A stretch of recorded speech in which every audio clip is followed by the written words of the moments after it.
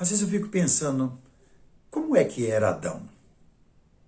Será que era um jovem com a fisionomia bonita? Como será que era Eva? Uma moça bonita? Quando Deus a trouxe e apresentou a Adão? Como foi que Deus imaginou a família? Deus é o arquiteto da família. Então ele criou Adão, homem, Eva, mulher. Daí percebemos que vêm os filhos. Agora começou-se a família aqui na terra. Pai, mãe e filhos. Agora, por ser criatura de Deus, podemos imaginar. Então agora, perfeito. Pai, mãe, filhos, Eva, Adão, mais filhos. Você percebeu que logo no começo houve grande problema. Problema de ciúmes e de inveja. Caim ficou com ciúmes do seu irmão, inveja do seu irmão. O que ele fez? Levou ele para um campo, lá catou uma ossada de queixo de um animal e o assassinou. E podemos imaginar, mas que família é essa? Que Deus coloca no mundo e agora o próprio irmão tira a vida do seu semelhante, do seu irmão, alguém que é sangue do seu sangue. Sabe que até hoje continua ainda tendo famílias. Por isso ele disse no versículo 1, do 26 e 27, que Deus deu essa bênção. O homem vai ter filhos, filhas, e aí vai formando novas famílias. E continua até hoje, porque eu tenho a minha família, porque eu já me casei, tenho minha família, mas vim de uma outra família, você também é assim. Percebemos aqui que criou Deus, pois, o homem à sua imagem, a imagem de Deus o criou, homem os criou. E Deus os abençoou, ele disse, sede fecundos, multiplicai-vos, enchei a terra, sujeitai-a. Aí vai falar de domínio sobre os animais.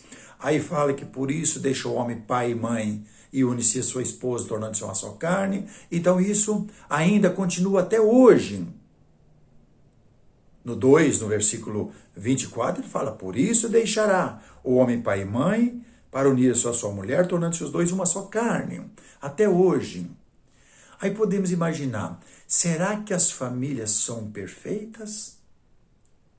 Será que existe um homem perfeito? Será que existe uma mulher perfeita? Será que os filhos que vai nascer na família são perfeitos? Com certeza não. Com certeza não é. Porque se fosse perfeito, já teria começado do primeiro casal. Não é perfeito.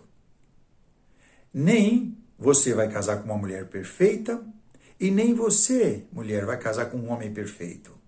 E também não se engane, também vocês não vão ter filhos perfeitos. Porque nós vivemos em um mundo da imperfeição, um mundo que já foi corrompido pelo pecado. Aí começamos a observar que estas famílias que já viveram antes de nós, até nascer nós, até os dias de hoje, porque fazemos parte também de família, não foram famílias perfeitas. Podemos ser melhor em algumas coisas do que outros, mas dentro de uma família, você pode ter 2 filhos, você vai ver que um é diferente do outro. Na verdade, você pode ter até filhos gêmeos, que um vai ser diferente do outro. É incrível isso, mas nós podemos entender que esta ou essas são as famílias que Deus criou.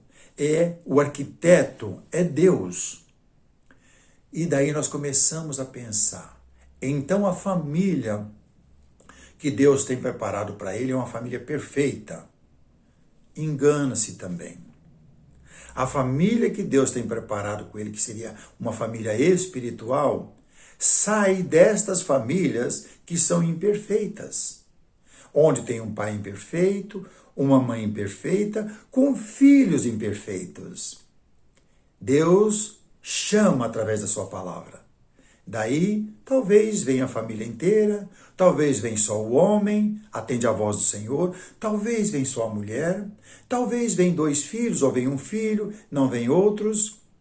mas vêm com defeito. Peraí, então a família de Deus não é uma família perfeita? Não. A família de Deus não é uma família perfeita. E você pode observar, se você vai para uma igreja procurando pessoas perfeitas para você congregar com eles, você nunca vai achar. Nunca. Porque não existe pessoas perfeitas. Pelo contrário, Deus é aquela pessoa espiritual, Deus é espírito, enviou seu filho, enviou os profetas, tantos quantos, para trazer uma palavra, para que o homem possa sair da imperfeição e ficar do lado da perfeição. Mas isso não quer dizer que o homem é perfeito. Na carta que Paulo escreve para Tito, no capítulo 2, percebemos aqui vários argumentos deixados para serem ensinados, várias mensagens ou vários ensinos para que o homem possa desempenhar um papel na igreja, no corpo de Cristo, para ser uma pessoa que agrada a Deus. Mas Deus sabe que eu e você fomos para Deus, ou vamos para Deus, somos imperfeitos e às vezes continuamos sendo imperfeitos, mesmo na igreja. Porque a perfeição só vai acontecer depois que partirmos desse mundo, onde sairmos do mundo do pecado. Mas veja o que ele fala para várias classes de pessoa, do mesmo jeito que ele fez, que o pai é o exemplo para os filhos, a mãe é exemplo para os filhos são exemplo uns para os outros, os mais velhos dando exemplo aos mais novos, mas não são perfeitos. E ele faz o seguinte, usando o mesmo pai, a mesma mãe, para a família terrena que ele criou, ele faz com aqueles que estão na igreja. Olha o que ele diz. A primeira coisa que ele faz para Tito no capítulo 1, no capítulo 2, no versículo 1, é falando para Timóteo, você não ensine nada que é seu, Timóteo. Ensine as palavras que vêm da santa doutrina, ou da sã doutrina. Porque fazendo assim, as pessoas vão sendo corrigidas para ser pessoas dos quais eu vou buscar um dia para morar comigo. Versículo 1 do capítulo 2 da carta de Tito. Tu, porém, fala o que convém à sã doutrina. Não inventa outras coisas.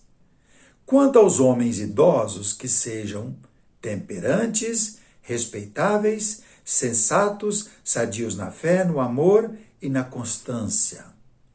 O mesmo que o papel que um pai tem que desempenhar para que seus filhos possam ver um exemplo no pai, ele fala que na igreja eu também quero homens desse tipo. São imperfeitos, mas vem para cá. Desempenhe um papel também como um pai aqui na família espiritual. Também para as mulheres mais velhas. Quanto às mulheres idosas, semelhantemente que sejam sérias em seu proceder, não caluniadoras, não escravizadas a muito vinho, sejam mestres do bem. Para quê? Qual o papel da mulher? A fim de instruir as jovens recém-casadas a amar ao marido e aos seus filhos e serem sensatas, honestas, boas donas de casa, bondosas, sujeitas ao marido, para que a palavra de Deus não seja difamada. O ponto principal não é nem o meu bem-estar, o seu bem-estar, bem-estar do marido, da mulher. É que Deus fala que a minha palavra é santa e eu vou colocar ela na vossa mente, no seu coração, para que ela não seja difamada. Ai daquele que fizer com que minha palavra seja difamada, porque ele não merece estar com Deus. Mas nós, como pessoas, somos inteligentes, criadas à imagem e semelhança de Deus, aprendemos como é uma família que segue os padrões bonitos, estando nessa vida. Pessoas imperfeitas, mas seguem padrões perfeitos. Isso na igreja faz uma diferença. Homens idosos, mais velhos, seguem Deus. As mulheres mais velhas também seguem Deus. E outros vão estar aprendendo como viver uma vida que agrada ao Senhor, mesmo sendo imperfeitos. Aí ele diz ainda no versículo 6 do mesmo capítulo 2.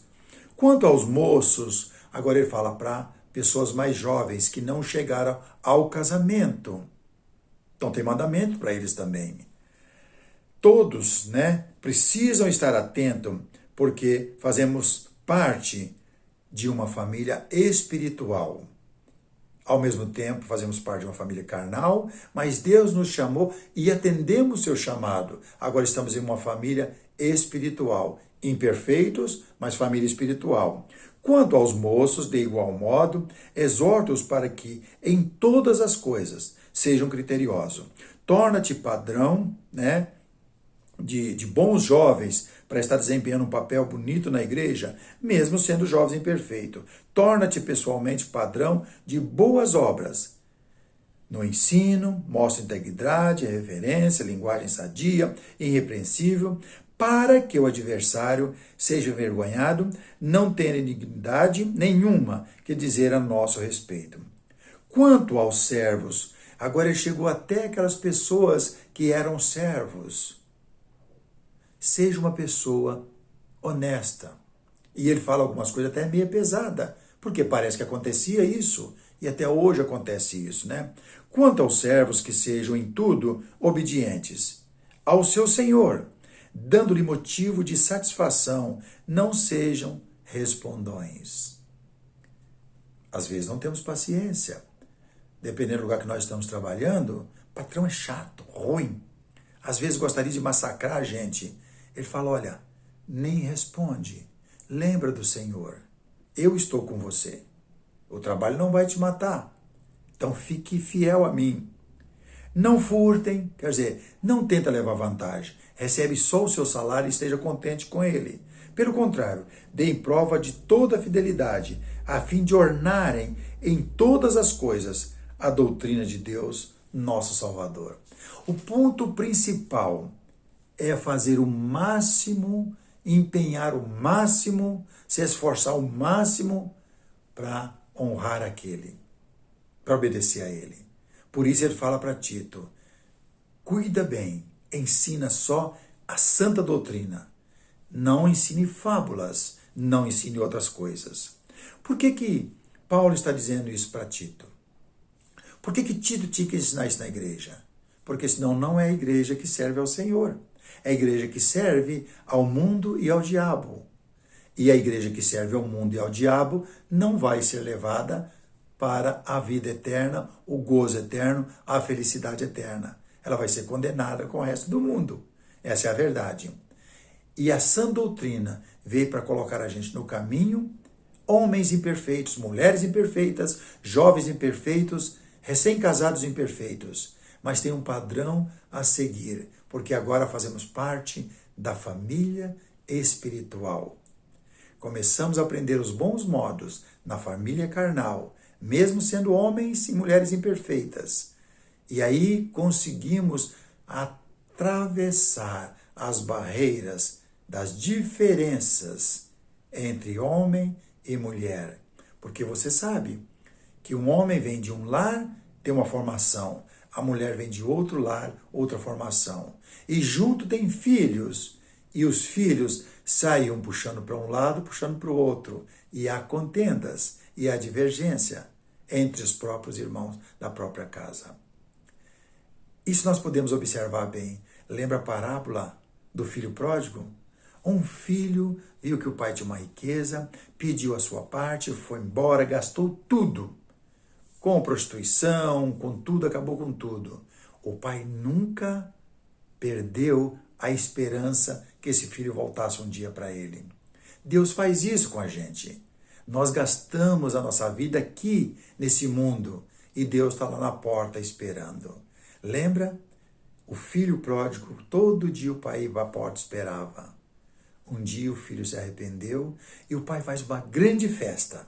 Mata um animal cevado, chama os vizinhos e fala para o irmão que ficou em casa, que ficou muito bravo, achando que era o perfeito, e na verdade não era perfeito. Ele fala, filho, tudo que eu tenho é seu. Deus fez isso com a gente. Eu não criei tudo isso para mim, é dos meus filhos. E aonde estão os filhos de Deus? Deus está lá na porta esperando que eu e você e tantos quantos volte para casa. Porque saímos de Deus. Ele nos criou. E o filho, quando volta, o pai fala: este filho estava morto, reviveu, estava perdido e foi achado. E abraçou o filho. Esse filho era perfeito? Não. Esse filho era imperfeito. Até gastou o que não podia ser gasto. Jogou tudo fora e Deus o recebeu. E ele diz aqui no versículo 11 do mesmo capítulo 2: porquanto a graça de Deus se manifestou salvadora a todos os homens. Então isso quer dizer que Deus está de braços abertos, esperando. Volte para sua casa. Vem para sua... Arrependa, né? Eu vou fazer uma grande festa. Quando um pecador se arrepende, a festa nos céus. Porque é sinal que está voltando para casa. Educando-nos para que, renegar as impiedade e as paixões mundanas, vivamos no presente século, sensata, justa e piedosamente, aguardando a bendita esperança e a manifestação da glória do nosso grande Deus e Salvador Cristo Jesus, o qual a si mesmo se deu por nós, a fim de remir-nos, né? Purificar-nos de toda iniquidade, né? Purificar para si mesmo um povo exclusivamente seu, zeloso de boas obras. Devemos empenhar para produzir boas obras, fazer boas obras? Sim, porque elas têm a herança maior, a herança da vida eterna. Devemos lutar para praticar as coisas que vêm da sã doutrina? Sim, porque ela tem a esperança e o galardão que está nas mãos de Deus para entregar para quantos merece esse galardão para a vida eterna. É assim que devemos pensar, é assim que devemos agir. Nascemos fazendo parte de uma família terrena, passa-se o tempo, encontramos o convite de Deus para estar com Ele, aceitamos o convite e agora entramos numa família espiritual. Essa família também está sendo ensinada todos os dias através de Deus, da sã doutrina, para morar com Ele um dia. Somos homens imperfeitos? Sim, mas queremos a perfeição. Então vamos lutar e batalhar, porque nela tem o prêmio maior, que é a nossa vida eterna. Que Deus nos abençoe. Mais uma vez, eu só tenho a agradecer você, que já é inscrito em nossa página, que tem sido mensageiro na mão do Senhor. E você está só visitando a página? Então também seja bem-vindo. Que Deus abençoe você, sua família. Se tem desejo de ser notificado, então fique à vontade para estar fazendo parte da nossa página. Que Deus o abençoe. Abençoe a todos nós. Possamos não conhecer nessa vida, porque às vezes moramos longe, mas se lutarmos, vamos conhecer um dia na eternidade, na presença do nosso Deus e Salvador. A Ele toda a honra e toda a glória. Em nome de Jesus, amém.